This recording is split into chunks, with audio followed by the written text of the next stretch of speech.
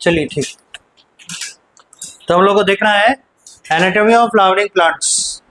ठीक है, एनाटॉमी मतलब क्या होता है, एक एक वर्ड का मीनिंग समझ जाएंगे तो चैप्टर में बताना क्या चाह रहा है ये भी मालूम चल जाएगा। एनाटॉमी मतलब होता है इंटरनल स्ट्रक्चर्स, इंटरनल स्ट्रक्चर। अब जब किसी का इंटरनल स्ट्रक्चर देखना होगा, दरअसल हम लोग उसका देखना चाह रहे हैं उसके टिश्यूज कैसे। इंटरनल स्ट्रक्चर में हम लोग को क्या मिलेंगे, टिश्यूज मिलेंगे, और अंदर की ओर जाएंगे तो हम लोग को क्या मिलेंगे, सेल्स। ठीक है, अब सेल के अंदर क्या है ये देखने के लिए फिर अलग ब्रांच हो जाता है, उसको कहते हैं साइटोलॉजी, सेल का स्टडी। पर यहाँ हम लोग अंदर में सेल लेवल तक स्टडी करेंगे। ठीक है, तो ये कहलाएगा एनाटॉमी, ये एनाटॉमी का मीनिंग होता है। और देखिए यहाँ बोला है ऑफ द फ्लावरिंग प्लांट्स, ये क्या कहने का मतलब हो गया। तो इसके लिए, इससे आगे बढ़े, इसके लिए हम लोग क्या करेंगे, प्लांट का एक फॉर्मल मतलब जनरल क्लासिफिकेशन करेंगे ताकि हम लोग समझ सकें कि किनको फ्लावरिंग कहेंगे, किनको नॉन फ्लावरिंग कहेंगे।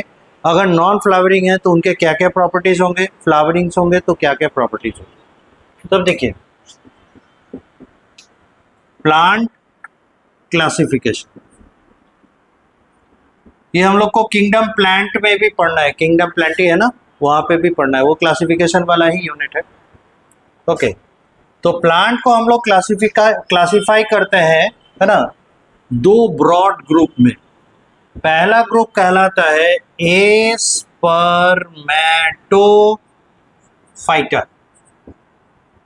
ठीक है, और दूसरा ग्रुप कहलाता है Spermatophyta.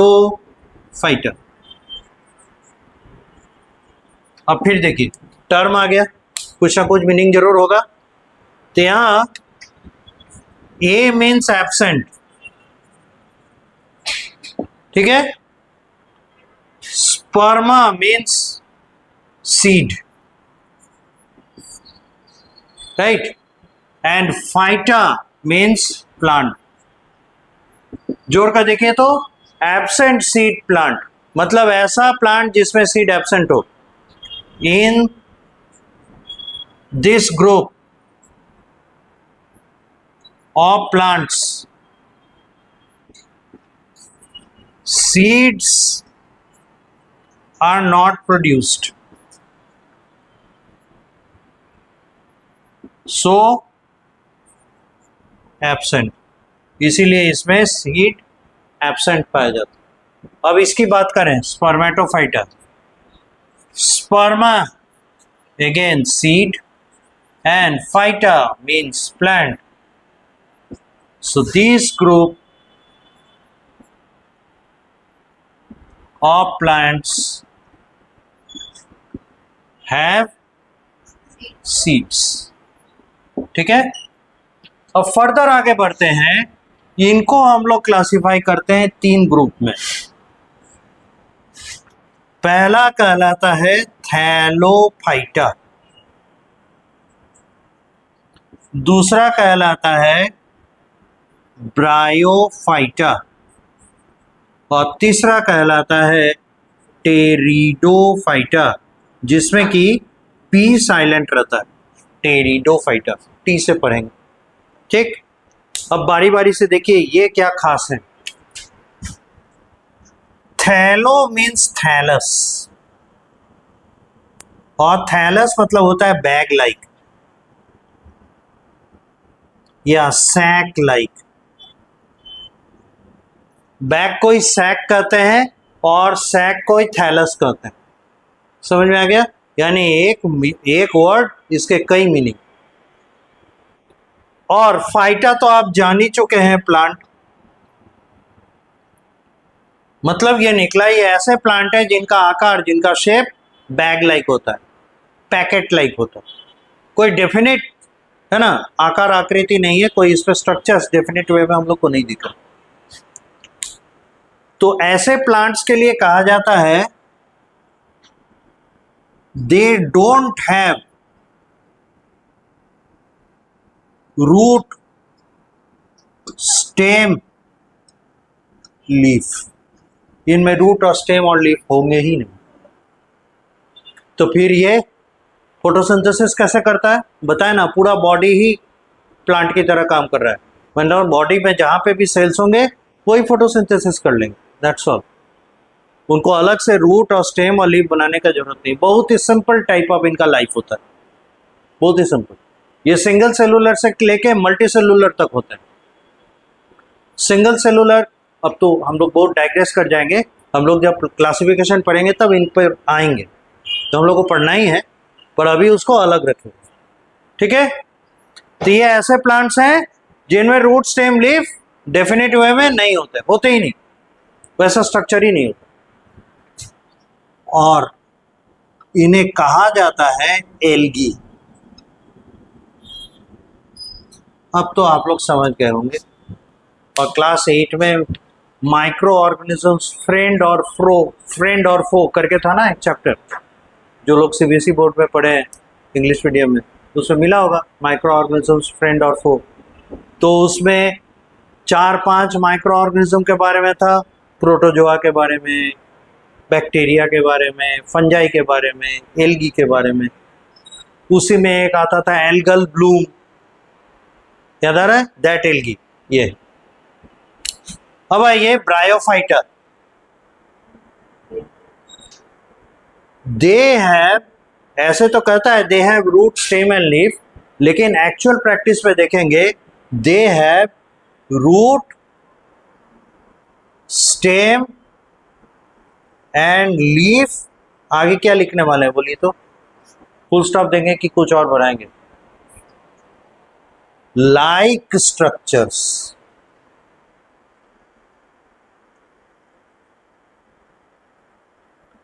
True root, true stem, true leaf नहीं होते, पर उसकी तरह स्ट्रक्चर्स होते, ठीक है।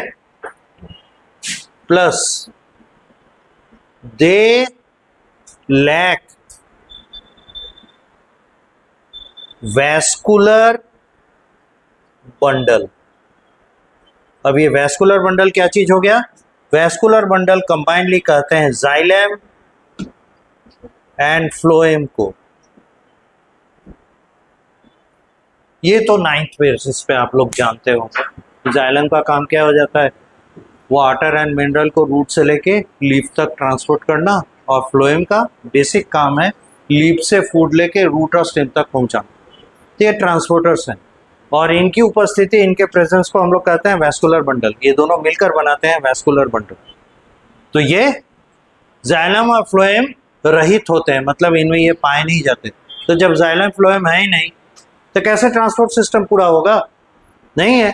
इसीलिए तो इसमें root like, stem like, leaf like structures होते हैं, but not the true root stem and leaf. Clear, ठीक। टेरिडोफाइटा, ये रियल प्लांट्स है, ये भी रियल प्लांट्स है, सारे प्लांट के प्रॉपर्टी है, बस वही है कि ऑर्गेनाइज नहीं है ठीक से, उतना डेवलप नहीं हो पाया, पर ये डेवलप्ड होते हैं। और इसमें क्या होगा, root stem and leaf finally are present. और तो और they have, yes they have vascular bundle. इसी में पूरा जगह चला गया, यहां तक लिखिए, फिर उसके बाद स्पर्मेटोफाइटा पर आता है। वीबी, वीबी मीन्स वैस्कुलर बंडल, शॉर्ट।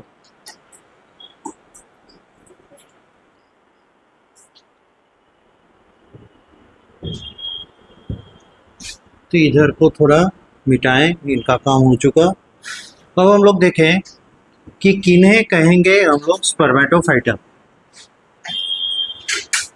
ये तो समझ चुके हैं कि स्पर्मेटोफाइटा में सीड होंगे। अब इन्हें फिर दो पार्ट में डिवाइड करते हैं, एक कहलाता है जिम्नोस्पर्म्स, हिंदी में इन्हें अनावृत बीजी कहते हैं, और इंग्लिश में जिम्नोस्पर्म, और ये हैं एंजियोस्पर्म।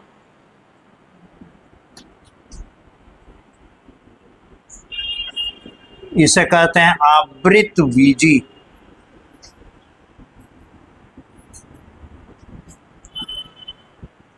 आवरण समझते हैं? आवरण मतलब समझते हैं? पोशाक, पोशाक समझते हैं? पोशाक मतलब कपड़े, ड्रेस।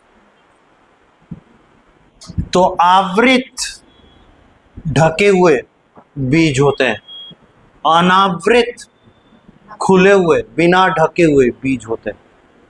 और समझ में आया? हिंदी से इंग्लिश। जिम्नोस्पर्म्स दे हैव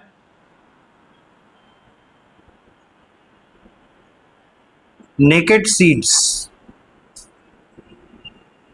मतलब क्या होगा?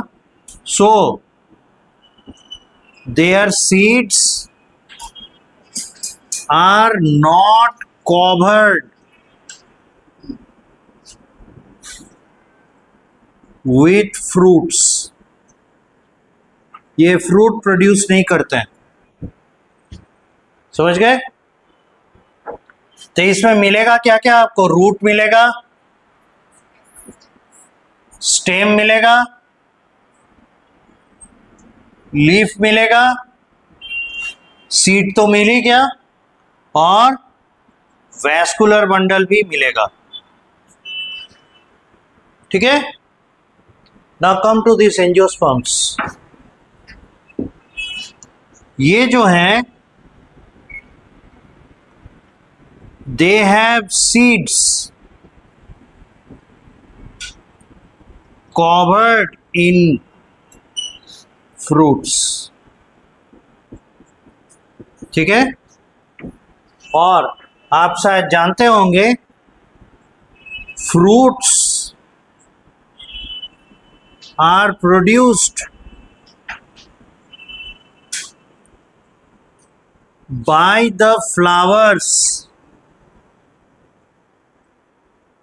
after pollination followed by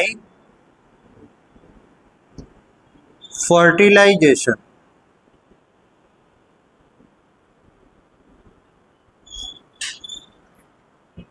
ये है एंजियोस्पर्म की कहानी। कि एंजियोस्पर्म में क्या होता है?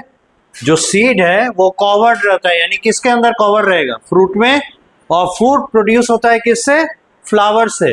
कब फ्लावर फ्रूट प्रोड्यूस करेगा?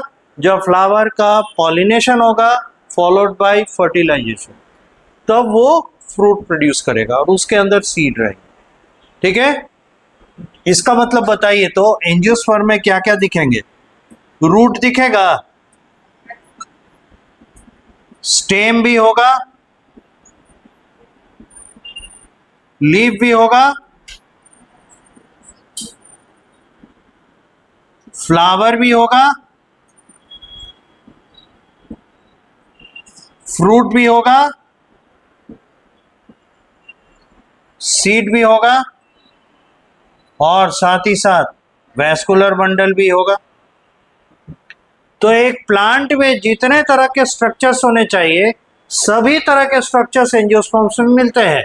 इसीलिए आपको पढ़ाने के लिए एंजियोस्पर्म को चुना। इनको अगर पढ़ा देंगे, इनके बारे में अगर आप जान जाएंगे, इनका एनाटॉमी मतलब दूसरे में कैसे होते होंगे या कैसा होना चाहिए, उसके बारे में एटलीस्ट आइडिया आपको जरूर लगेगा। ये सारे स्ट्रक्चर्स कंबाइंडली एंजियोस्पर्म्स से मिलते हैं, इसीलिए हम लोग एंजियोस्पर्म्स की स्टडी कर रहे हैं। अब देखिए, तो इन पांचों में फ्लावरिंग प्लांट कौन है? एंजियोस्पर्म्स है। इसीलिए आपको कहा है anatomy of flowering plants. Angiosperm नहीं लिखा, फ्लावरिंग प्लांट लिखा। तो फ्लावरिंग प्लांट मतलब क्या हो गया? एंजियोस्पर्म। यानी इसमें क्या क्या मिलेगा? Root, stem, leaf, flower, fruit and seed along with vascular bundles, all will be present। ठीक है? अब एक चीज और, इधर थोड़ा मिटाएं, जगह बनेगा।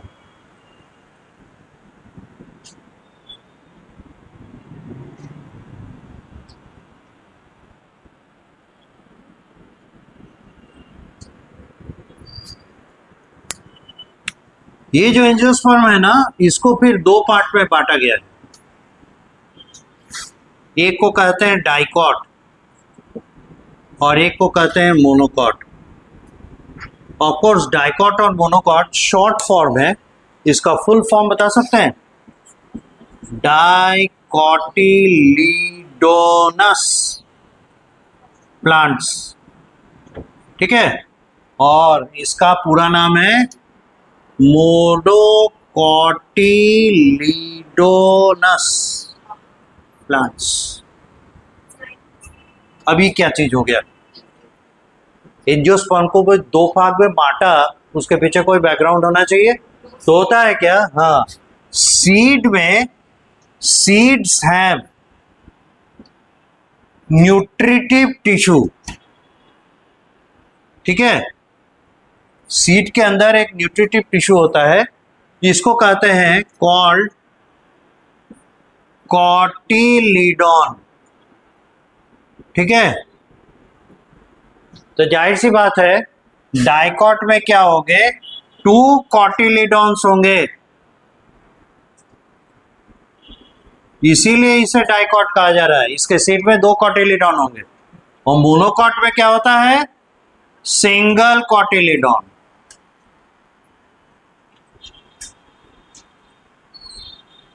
इन देयर सीड्स। इसलिए आप जो एनाटॉमी ऑफ फ्लावरिंग प्लांट्स पढ़ेंगे, इसमें डाइकॉट के बारे में, मोनोकॉट के बारे में दोनों का पढ़ना। Got the idea? अब आप इसको लिखिए।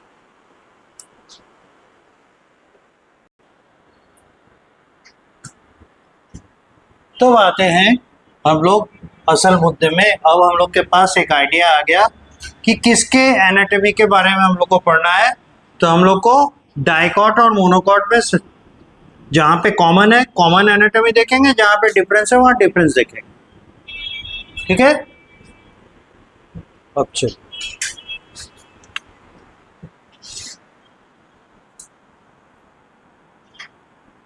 तो टिश्यूज कहेंगे किन्हें?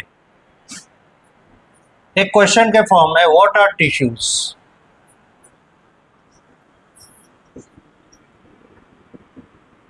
क्योंकि एनाटॉमी जब देखने जाएंगे, इंटरनल स्ट्रक्चर जब देखने जाएंगे, तो आपको ऑर्गन्स में प्लांट का ऑर्गेनाइजेशन जानते हैं कैसा होता है? थोड़ा सा फिर हम लोग नोटेड बाय लेकर आएंगे, important point noted bye.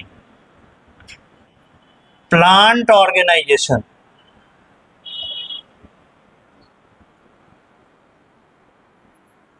Lowest level में प्लांट में क्या पाया जाएगा? तो cell, plant cell. Plant cell organise होंगे मतलब सजेंगे, एक डेफिनेट स्ट्रक्चर लेकर आएंगे, ऑर्गेनाइज इनटू टिश्यू, ठीक है। फिर टिश्यू ऑर्गेनाइज होता है, किसमें होता होगा बोलिए? नहीं, टिश्यू सिस्टम में जाता है।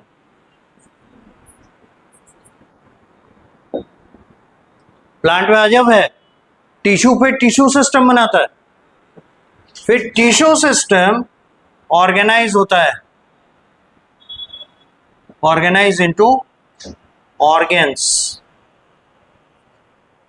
और ऑर्गेन्स बन गए combined to form a plant. System नहीं है इसमें। This is not an animal. This is the difference in organization of an animal and a plant. जो कि एनिमल का ऑर्गेनाइजेशन देखें, noted by number 2, animal organisation.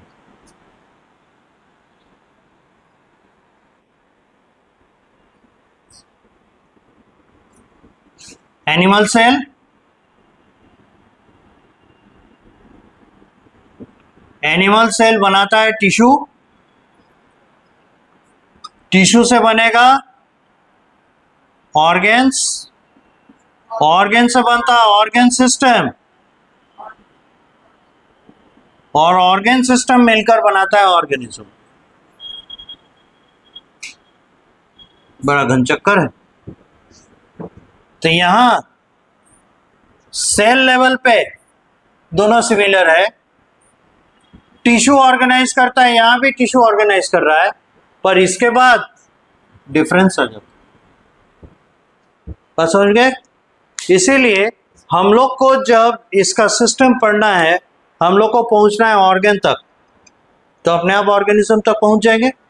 इसलिए हम लोग क्या क्या देखेंगे? प्लांट सेल तो देख चुके हैं सेल बायोलॉजी में, हम लोग टिश्यू पढ़ेंगे, इसमें टिश्यू सिस्टम पढ़ेंगे, तब जाके ये ऑर्गन पता चलेगा। और ऑर्गन के बारे में हम लोग पढ़ेंगे अलग चैप्टर में, वो है मॉर्फोलॉजी ऑफ फ्लावरिंग प्लांट्स। अभी शुरू ही नहीं हुआ है। तो टिश्यू सिस्टम जब तक पढ़ेंगे तब जाके ये चैप्टर खत्म होगा। उसके बाद इसी से अगले चैप्टर का लिंक जुड़ रहा है, क्योंकि हम लोग टिश्यू सिस्टम पढ़ चुके हैं, तब ऑर्गन देखना है, तब जाके मॉर्फोलॉजी ऑफ फ्लावरिंग प्लांट्स पढ़ेंगे। तो हम लोग को समझ में आएगा कि इसका जो मॉर्फोलॉजी है, ऐसा दिख रहा है, काहे दिख रहा है, व्हाट इज द रीजन। तो this is the reason, the reason is behind it side, inside, and that is given by the tissues and the tissue organisation. What the idea? इधर मिटाए, तब तक आप उसको लिखिए। प्लांट का ऑर्गेनाइजेशन तो लिखना जरूरी है, क्योंकि ये जरूरी होगा।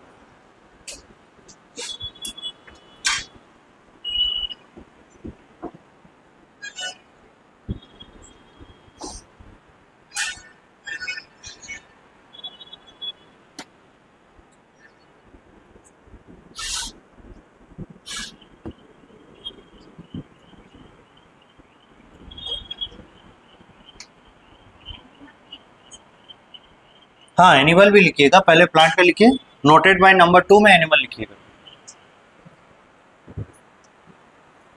तब तो दोनों के बीच में डिफरेंस आपको पता चलेगा। तो हम लोग को जानना चाहिए वापस इस क्वेश्चन पर आकर, what are tissues?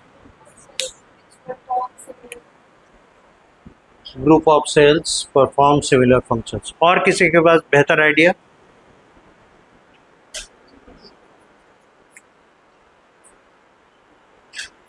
In sales के बारे में कुछ कहना चाहेंगे? ये सिमिलर टाइप के होंगे, डिसिमिलर होंगे? Similar. Group of cells of similar functions. हाँ, तो वही बात हो गया, वही बात हो गई, वही बात हो गई। अब एक एग्जाम्पल देंगे और आप सेटिस्फाई करने की कोशिश कीजिएगा कि ये ग्रुप ऑफ सेल्स हैं पर सिमिलर फंक्शन कर। आप जाइलम जानते हैं? फ्लोएम जानते हैं? चलिए जाइलम को देखें। ये 4 तरह के सेल से बने होते हैं। Mind it, it is made up of 4 types of cells. एक है जाइलम पैरेनकाइमा, फिर है जाइलम फाइबर, फिर है ट्रैकिड, और फिर है वेसल। ये 4 अलग तरह के सेल्स हैं, जिसमें से ये लिविंग है और ये 3 डेड है। ठीक है, ये डेड सेल्स है। अब हमको बताइए, कॉमन ओपिनियन ये था डेफिनेशन के दौरान कि group of similar functioning cells, are they going to perform similar functions? तो ये डेफिनेशन तो अधूरा हो गया, कंप्लीट नहीं हो पाया, जिसमें कुछ मॉडिफिकेशन का जरूरत है। तो मॉडिफिकेशन करके हम लोग परफेक्ट डेफिनेशन कैसे देते हैं वो देखिए। Tissues are combination of cells of similar type or dissimilar type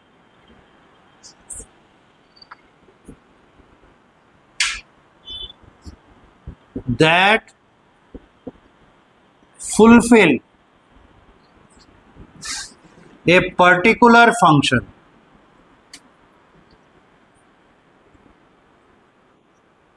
सब अपने अपने तरीके से काम करेंगे, लेकिन उन सब काम का निचोड़ ये होगा, आउटकम होगा, एक पर्टिकुलर फंक्शन परफॉर्म होगा। अब देखिए, जाइलम पैरेन्काइमा कुछ चीज स्टोर करता है, फाइबर सपोर्ट देता है, ट्रैकिड ये वाटर और मिनरल ट्रांसपोर्ट भी करता है, सपोर्ट भी देता है, वेसल ये भी वाटर और मिनरल ट्रांसपोर्ट करता है, सपोर्ट भी देता है। सब मिलकर कर क्या रहे हैं, वाटर और मिनरल का ट्रांसपोर्ट। तो देखिए 4 अलग अलग तरह के सेल्स है ना, सिमिलर टाइप के तो है नहीं, यहाँ पे डिसिमिलर है, जबकि ट्रैकिड, वेसल और जाइलम फाइबर में सिमिलरिटी ये है कि तीनों के तीनों डेड हैं। सिमिलर और डिसिमिलर एग्रीगेट या combine together to perform a particular function है ट्रांसपोर्ट। समझ गए? तो ये एनिमल टिश्यू, प्लांट टिश्यू दोनों में कंबाइंड वे में है ना एप्रोप्रिएट डेफिनेशन की तरह काम करते। तो these are the tissues, answer में आप इसको रख सकते हैं। अब है क्या, इसको हम क्लासिफाई करेंगे यहां पे, ठीक है, इसका जरूरत नहीं है, हम लोग टिश्यूज को क्लासिफाई करेंगे। अब देखिए, नॉर्मली जब हम टिश्यू को क्लासिफाई करने चलेंगे, कोई ना कोई हमारे पास बेस होना चाहिए, जिसके बेसिस पे, जिसके आधार पे हम उन्हें एक दूसरे से सेपरेट कर रहे हैं। क्या लगता है, यूनिसेलुलर या सिंगल सेलुलर सेल्स के द्वारा टिश्यू बनाए जा सकते हैं क्या? नहीं, क्योंकि उनका लाइफ ही सिंगल सेलुलर होता है। How come they will form? तो कोई एग्रीगेशन का मतलब ही नहीं। तो ये तभी होगा जब मल्टी सेलुलर्स बनाने के लिए यूकैरियोटिक सेल्स आपस में कंबाइन करेंगे, क्योंकि उनका लाइफ स्पैन ज़्यादा होता है। तो एग्रीगेटेड वे में अगर सर्वाइव करने की कोशिश करेंगे तो they have better chances of survival, because they will cooperate with each other for a particular function. किसी खास काम के लिए वो एक दूसरे को कोऑपरेट करेंगे और इस कोऑपरेशन से उनका लाइफ लंबा होगा। ठीक है, तो देखिए किस तरह के ऑर्गेनिज्म में पाया जा रहा है प्लांट टिश्यू, ये होंगे प्लांट में पाए जाने वाले, और एनिमल टिश्यू ये एनिमल में पाए जाने वाले। तो डिवाइड किए कैसे? ऑन द बेसिस ऑफ, फिर बात कर रहे हैं, organism in which they are found। किस प्रकार के ऑर्गेनिज्म में पाए जा रहे हैं उसके आधार पर इन्हें हम लोग सब डिवाइड करते हैं, plant tissue and animal tissue. ठीक है, इधर का तो हो चुका था, मिटा सकते हैं। हम लोग को अभी इस चैप्टर में प्लांट टिश्यू से ज्यादा मतलब रखना है, इसलिए हम लोग क्लासिफिकेशन करेंगे तो प्लांट टिश्यू का करेंगे और चैप्टर में आगे बढ़ेंगे। एनसीईआरटी बुक जो लेटेस्ट वाला है वो एनिमल टिश्यू हटा दिया है, लेकिन उसका यूज जहां तहां किया है। तो ये मान के चलता है कि हम तो 9th में पढ़ा दिए तो सबको तो टिश्यू याद होगा ही, पर कहानी यहाँ कुछ और है। इसीलिए हम लोग को यहाँ पे स्ट्रक्चरल ऑर्गेनाइजेशन ऑफ एनिमल्स जब देखना होगा उसमें टिश्यू का थोड़ा बैकग्राउंड लेना ही पड़ेगा। अब देखिए plant tissue,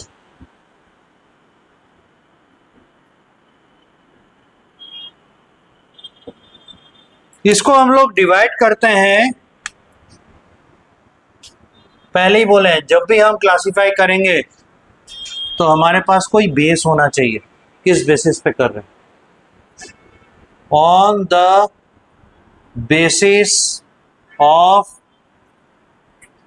dividing capacity,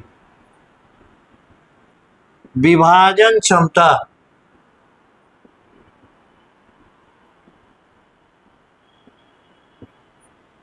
dividing capacity, उसके आधार पे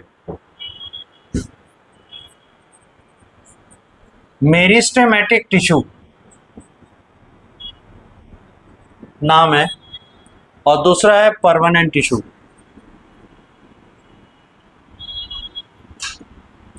आइडिया लग रहा है? कौन डिवाइड करेगा, कौन डिवाइड नहीं करेगा, या दोनों में डिवीजन के नाम पे अंतर? ये होते हैं एवर डिवाइडिंग। जब तक ये उपस्थित रहेंगे, जब तक ये प्रेजेंट रहेंगे, डिवाइड ही करते रहेंगे, यही काम है। और परमानेंट टिश्यू नेवर डिवाइडिंग, ये डिवाइड नहीं करते, तभी तो परमानेंट है। मेरिस्टेमेटिक टिश्यू हमेशा डिवाइड करते हैं, इसीलिए ever dividing and they are never dividing.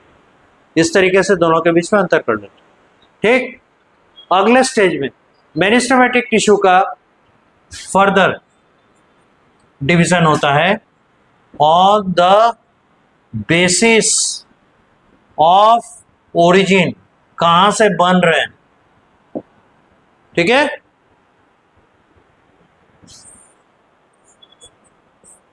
Primary meristem और दूसरा है सेकेंडरी मेरिस्टेम। प्राइमरी मेरिस्टेम वो मेरिस्टेम है जो बनता है एम्ब्रायनिक मेरिस्टेम से। This meristem is produced from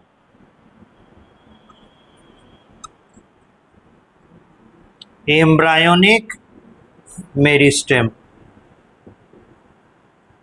और इसके बारे में आप लोग जानते हैं, रिप्रोडक्शन इन ऑर्गेनिज्म 10th में था ना बायो में पढ़ने के लिए, तो उसमें देखे होंगे फ्लावरिंग प्लांट्स में जब रिप्रोडक्शन होता है तो अल्टीमेटली क्या प्रोड्यूस करते हैं? पहले पॉलिनेशन होता है, पॉलिनेशन के बाद fertilisation, double fertilisation triple fusion वाला था, वहाँ थोड़ा सा डिटेल नहीं था पर था ना, डबल फर्टिलाइजेशन ट्रिपल फ्यूजन, और उसके बाद बनता है जाके सीड।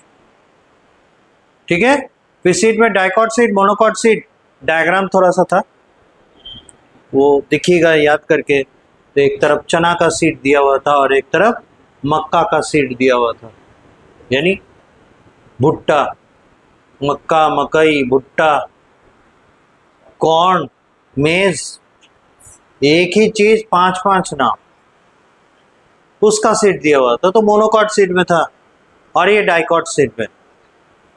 तो अगर वो याद आ रहा होगा तो ध्यान दीजिएगा, उसमें एक जगह प्लीम्यूल और एक जगह रेडिकल लिखा था, है ना। तो ये प्लीम्यूल और रेडिकल मिलकर एम्ब्रायो बना रहे हैं। तो वो मेरिस्टेम जो प्लीम्यूल और रेडिकल से जन्म लेता है वो हो गया एम्ब्रायनिक मेरिस्टेम से जन्म लेने वाला प्राइमरी मेरिस्टेम।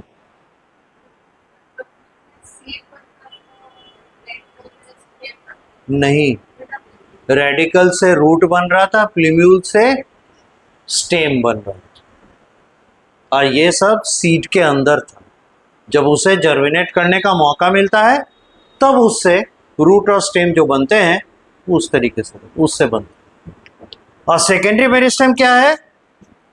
अब यहां आपको आश्चर्य होगा, they are formed from the permanent tissues. अब ये क्या बात हो गया? आप अभी बोलिएगा सर डिवाइडिंग कैपेसिटी के आधार पे आप बोले दे आर नेवर डिवाइडिंग, फिर ये कैसे परमानेंट टिश्यू कन्वर्ट हो रहा है इसमें? जी, परमानेंट टिश्यू कन्वर्ट हो जाता है मेरिस्टेम में। और ये कैसे होता है इसके बारे में अगले चैप्टर में पता चलेगा। जब आप लोग मॉर्फोलॉजी ऑफ फ्लावरिंग प्लांट्स पढ़ेंगे वहां पे मालूम चलेगा कि ये ऐसा क्यों हो जा रहा है। फिलहाल हम लोग को चूंकि टिश्यूज देखने, टिश्यू के टाइप्स देखने, तो हम लोग यहीं तक इसमें हम लोग सीमित रखेंगे अपने आप को कि परमानेंट टिश्यू से बनने वाले मेरिस्टेमेटिक टिश्यू को हम लोग सेकेंडरी मेरिस्टेम कहते हैं। ठीक है,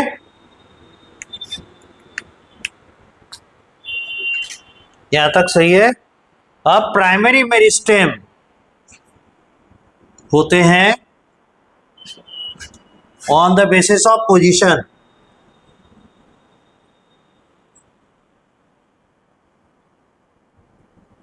on the basis of position, कहाँ पर पाया जाएगा? ये होता है एपिकल मेरिस्टेम।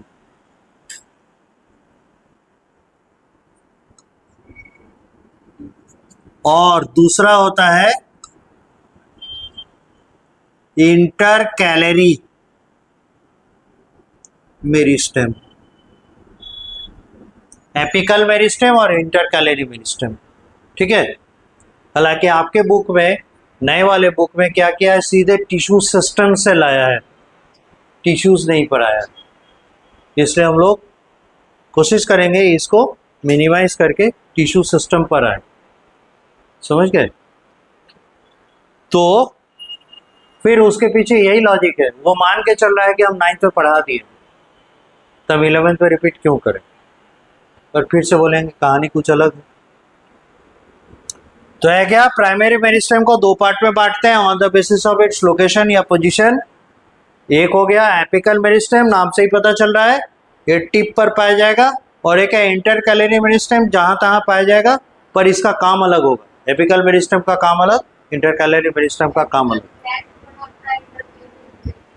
नहीं, रिपेयर करता। और ये सेकेंडरी मेरिस्टेम में आते हैं लैटेरल मेरिस्टेम।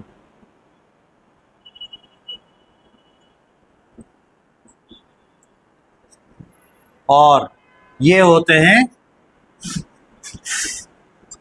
कॉल्ड कैम्बियम, इन्हें कैम्बियम कहा जाता है। लैटेरल मेरिस्टेम को कैम्बियम कहा जाता है। और कैम्बियम दो तरह का होता है, एक होता है वैस्कुलर कैम्बियम, कुछ तो आइडिया लग ही रहा होगा, अभी वैस्कुलर बंडल बोले हैं, और वैस्कुलर बंडल से समझ में आया जाइलम एंड फ्लोएम। तो वैस्कुलर कैम्बियम किसे प्रोड्यूस करेगा? वैस्कुलर बंडल को, जाइलम एंड फ्लोएम को। और दूसरा होता है कॉर्क कैम्बियम।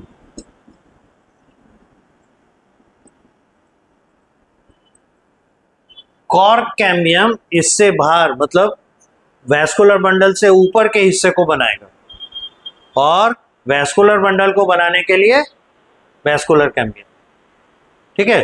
प्लांट में जब आप उसका इंटरनल स्ट्रक्चर देखेंगे, जब एनाटॉमी में आएंगे रूट का, स्टेम का, लीफ का, तो आपको मालूम चलेगा उसमें दो पार्ट में, एक सेंटर में वैस्कुलर बंडल होंगे बीच की तरफ, और अगल बगल में आपको उसको सपोर्ट करने वाले टिश्यूज होंगे।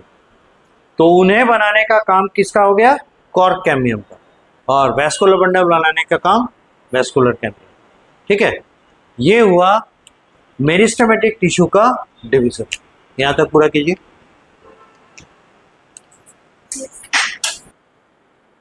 तब तक इधर का साफ करें। ये तो लिख ही चुके हैं, प्लांट टिश्यूज डेफिनेशन भी लिख ही चुके हैं टिश्यू का।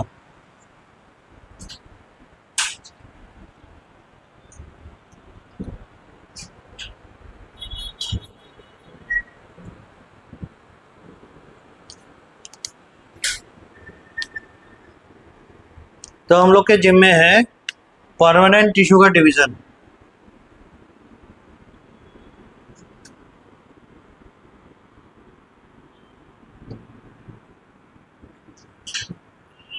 अब परमानेंट टिश्यू को किस बेसिस पे बांटेंगे? ये तो नेवर डिवाइडिंग, डिवाइड करते हैं नहीं, ठीक है। तो इनको डिवाइड करने के लिए हम लोग बेसिस लेते हैं on the basis of types of cells. अभी क्या बात हुआ, इसको दो भाग में बांटते हैं। एक हो जाता है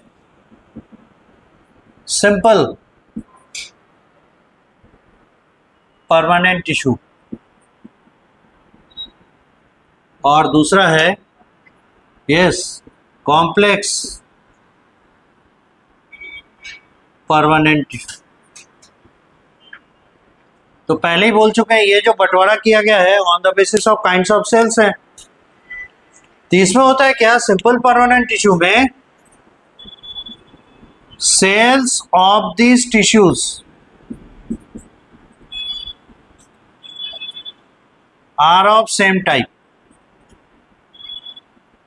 मतलब ऐसे टिश्यूज जो है एक ही प्रकार के सेल्स के मिलने के वजह से बने।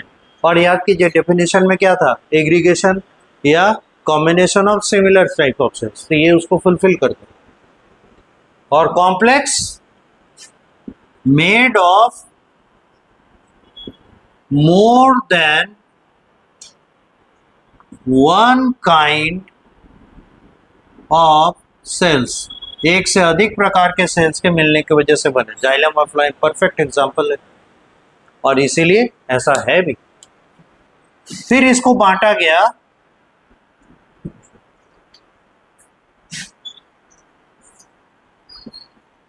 On the basis of function,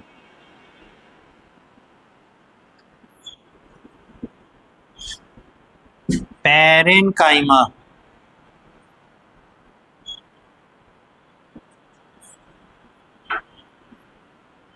collenchyma,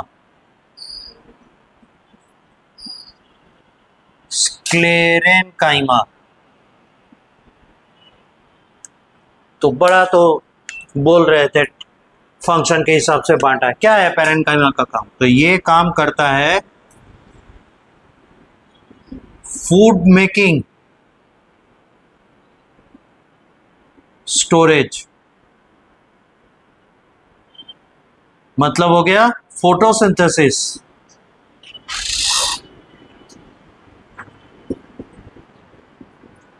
and storage. ये फोटोसिंथेसिस और स्टोरेज दोनों करेंगे। Collenchyma photosynthesis and mechanical support. देख रहे हैं डिफरेंस आ गया। और sclerenchyma mechanical support. Systematic shift है फंक्शन में, ये फोटोसिंथेसिस कर रहा है, ये फोटोसिंथेसिस और मैकेनिकल सपोर्ट यानी स्ट्रक्चरल सपोर्ट दोनों दे रहा है, और ये वाला केवल मैकेनिकल यानी स्ट्रक्चरल सपोर्ट दे रहा है। शिफ्ट हो रहा है फंक्शन। यहां तक कीजिए।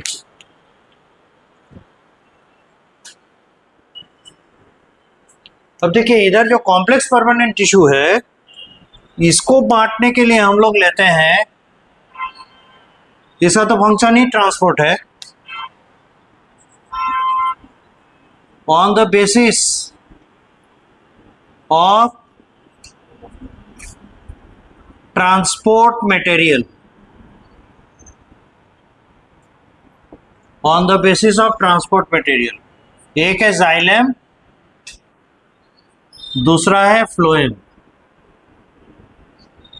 ठीक है, जाइलम का ट्रांसपोर्ट है वाटर एंड मिनरल ट्रांसपोर्ट,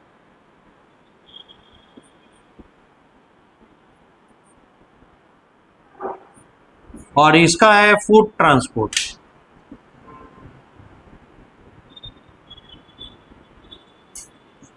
मतलब ये रॉ मटेरियल लाता है, आई प्रोडक्ट लेकर जाता है।